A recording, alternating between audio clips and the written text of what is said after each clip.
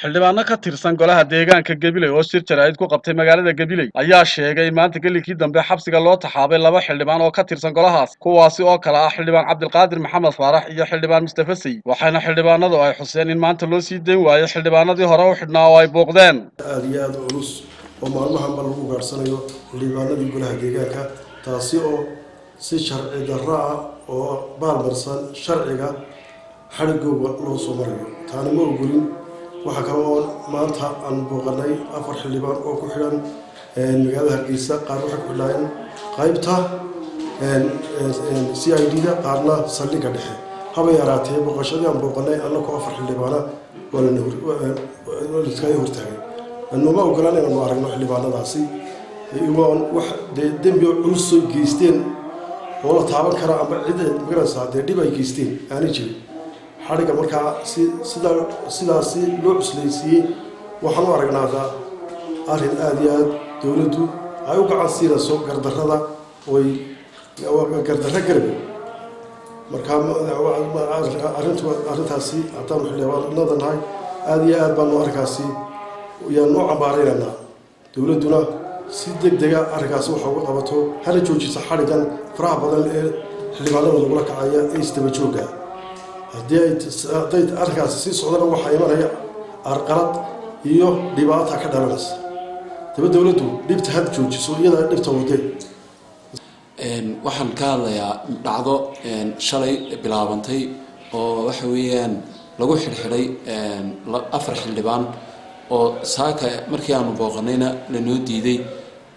iminkana saacadan la joogo 2 xildhibaan oo kale iyagana la xidhay taasi oo u muuqata ama ah inaan sifadii sharciga ahayd haddii uu qofku dembi galo in maadaama ay yihiin xildhibaano xasaanad leh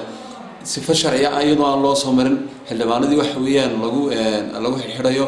taasoo waxa weeyaan sharciyada baalmarsan isla markaana dhalinaysa dhibaato iyo carqalad iyo iska horkeen iyo kicin bulsho aanu aragno sidaas darteed waxaan leenahay cidda waxa weeyaan waxan ka dambaysa ee waxa weeyaan cidda ka dambaysa ee waxa weeyaan information kan qaldan siinaysa maxay madaxda sare waxa weeyaan waxaan u baahanahay in waxa weeyaan ciidan information qaldan bixisay waxay isku dhufanaysaa xildhibaanada iyo waxa weeyaan iyo dawladda in la helo in waxa loo baahan waxa weeyaan sharciga sareeynaya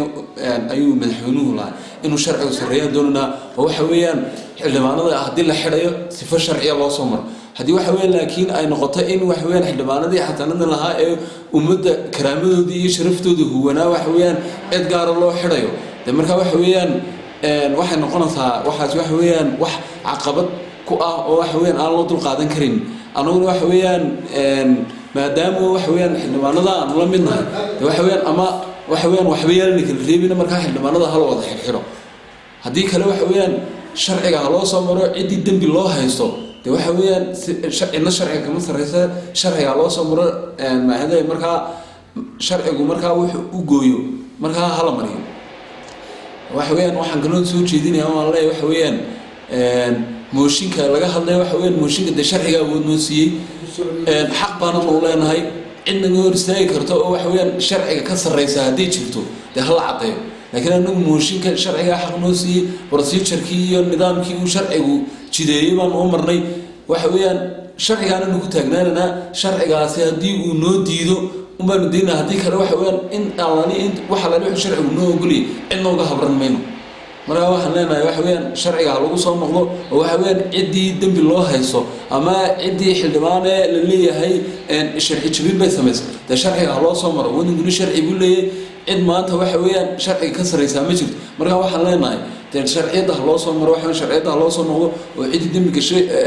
waxa weeyaan sharciyada loo soo maro oo sifo sharci xildhibaanka lagu qabto laakiin haday noqoto in waxa weeyaan xildhibaanadii waxa weeyaan la taarget gareeyo oo cid gaar ah la taarget xildhibaanadu way badan laakiin imika waxaad moodaa in xildhibaano gaar iyo dad gaar ah la raadsanayo oo waxa weeyaan la doonayo marba hebel soo qabta leey marka waxa weeyaan waxaasina waxaan dul qaadan karayna ma anagu waxa weeyaan maadaama xildhibaanadii nahay waa xasaanadii iyo sharaftii iyo karaamadii ummadda aan waxa weeyaan la ihtiraamin anagu waxaan leenahay bulshadii waxa weeyaan nasoo dooratay waxa weeyaan annagu bulshadii baan ku celinaa maxayday codkii iyo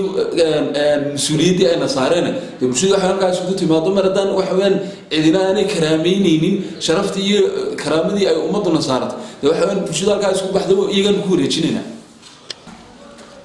qof kasta oo Soomaaliyeed uu ka xanaaqay bisocodnimada hada isagoo dadka ugu xun yahay leeyahay marka waxa weeye kuwii wax ribaya hadii la yiraahdo iyagiiba wax xidhaya say wax socdaan bal lama garanayo marka sheekada la isku wada geeyay aniga in my opinion anigu saan u fahmay arrimaha socda waxaan u arkaa hal la bedelo Maxamed Kaahin wala nabadgelyo la tijabiyo dadka la laayo haduu waxa la wax kuwan qarqarxay wadaadada badbaadada haduu naga hor joogo abaal baan u haynaa ma hal la bedelaa Mukhtaar Nuux Ibraahim Ariel TV